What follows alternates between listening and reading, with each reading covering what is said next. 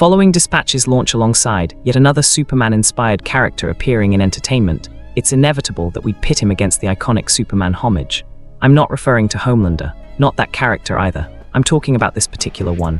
The primary consideration with Phenomaman centers on essentially one key declaration, at least regarding his upper-tier arguments. This occurs during that early scene where he's found in a depressed state atop a vehicle. He claims he possesses the capability to soar into the sun, draw in its power, and plunge Earth into eternal night. This would logically represent a stellar-tier achievement, quite clearly, one would hope.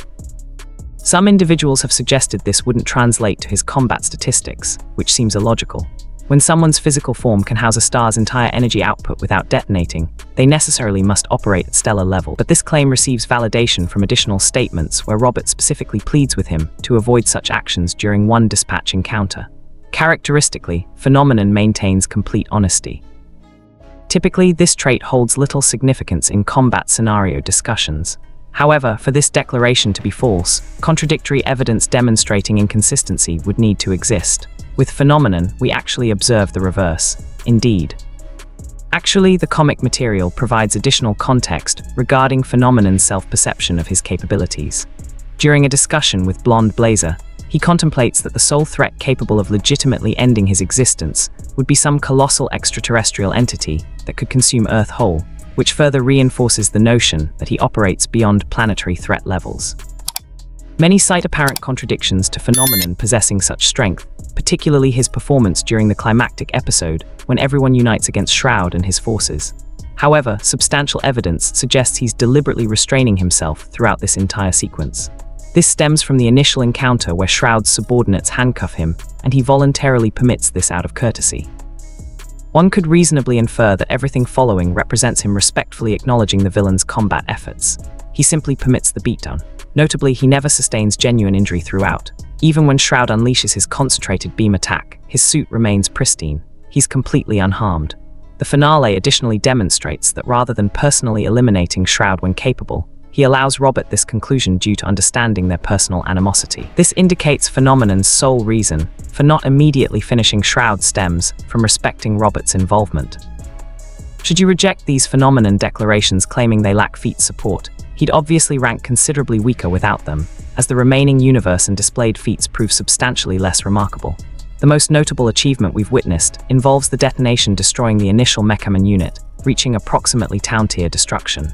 Clearly accepting those limitations, yes, his power drops significantly, naturally. Truthfully, the only other accomplishments Phenomaman would surpass involve the lower building tier achievements from Z-Team's weaker participants, plus his casual flight to Tokyo at subsonic velocities. Based on the kinetic force required to simply travel at such speeds without instant obliteration, he'd necessarily generate at minimum multi-city block energy levels. However, as Lank mentioned, this falls dramatically short of popular arguments. Therefore, we'll establish casual Phenomaman around that multi-city block to town-tier spectrum.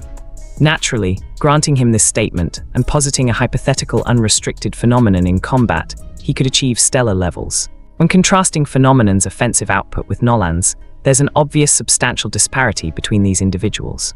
While Phenomaman casually demonstrates multi-city block power levels, Omni-Man absorbs literal island-destroying energy beams, with merely nosebleeds resulting. We additionally witness Nolan effortlessly obliterating planet Flaxan and halting a Texas-sized meteor, both achievements implying casual execution. His Flaxan destruction casually generated sufficient energy to eliminate entire nations, specifically exceeding 1 teraton of TNT. Regarding the meteor feat, accepting it literally and assuming he stopped it similarly to Mark's method, this achievement should yield approximately 6 exatons of TNT or multicontinental. Some calculations even place this feat surpassing lunar levels, which remains relatively consistent, especially considering Nolan's comic achievements. Factoring in comic material, Nolan's other notable feat involves Viltrum's destruction, which Omni-Man contributed toward. Though honestly, this barely qualifies as a feat given Space Racer's gun was destroying the planet's core, and they needed to strike a precise location or face splattering. This establishes multi-continental to small planetary destruction as relatively consistent, particularly for Nolan. These represent Omni-Man's premier feats. Comparing someone like Phenomaman, clearly the upper estimates favor Phenomaman. Worth mentioning humorously, Thrag and Invincible by the comic's conclusion literally battle within the sun and suffer burning. Not only are these two Viltrumites considerably stronger than Nolan at that point, but Viltrumites possess inherent resistance to temperature extremes. Despite Viltrumites' natural resistance, the two strongest Viltrumites still burn alive in solar conditions. Meanwhile, Phenomaman can apparently absorb solar energy and devastate the planet. Another frequently cited feat in Omni-Man versus discussions involves the scene depicting him near that black hole. Many misunderstand both general black hole mechanics and how impressive feats function regarding such scenarios. The actual achievement involves resisting gravitational forces, increasing his effective weight, substantially due to enhanced gravity compared to planetary conditions. Omni-Man's only action involves approaching the black hole, then propelling a spacecraft outward. Actual calculations only reach lunar levels, which aligns extremely well with his other feats, particularly television appearances. It doesn't qualify as stellar or solar system tier simply because he's positioned near a black hole. I'm not planetary tier merely from standing on a planet currently. Same principle applies. Comparing their statistics feat by feat, Omni-Man simply possesses superior strength. However, Phenomaman definitely holds the upper potential in this confrontation. Regarding speed comparisons, Omni-Man clearly outpaces Phenomaman dramatically. Omni-Man explicitly travels to a galaxy positioned multiple light-years distant within roughly a 2-week period, and throughout the years, this feat received various calculations, but every calculation yields at minimum massively faster than light results. Omni-Man at his absolute lowest travels well beyond light speed. Compare this with Phenomaman simply reaching the moon after several hours following Robert's party, which optimally places Phenomaman at hypersonic. Disregarding Phenomanan's specific feats, circumstances don't improve substantially. Several calculations show Invincible dodging lightning blasts, placing her higher in hypersonic ranges, somewhat similarly to Phenomaman, establishing that speed as consistent across story characters. There's also Chase, whose art book statement suggests potential light speed movement, at least during his prime. Again though, this essentially caps Phenomanan's speed, because virtually everyone agrees Trackstar is portrayed as faster than Phenomaman.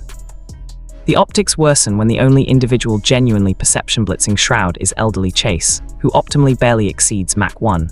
Wonderful. I suppose we're surpassing a train with this one, but it's truly nothing compared to Omni-Man. Durability doesn't require extensive discussion, because both characters can simply withstand the kinetic energy quantities they generate. Relatively speaking, their durability approximately matches their attack potency. With everything presented, Phenomanan's sole argument literally rests on that stellar statement.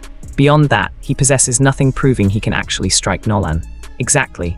The entire confrontation will just be Phenomaman attempting to punch someone he literally cannot perceive. Granting Omni-Man significantly superior speed, while giving Phenomaman his optimal statements, it'll literally involve Omni-Man attempting to hurl Phenomaman sunward, Phenomaman surviving, then Omni-Man attempting to suplex him sunward, while suffering more damage than Phenomaman. Ironically, ultimately, we didn't even mention you can scale Omni-Man higher. That entire death battle sun-dipping concept makes this confrontation strength-wise much closer. I think realistically averaging everything discussed, Omni-Man consistently lands far higher than Phenomaman, which makes sense.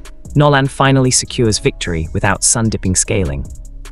If you'd like more Dispatch-related content, comment below regarding what you'd prefer seeing next, and I'll catch you in the following one.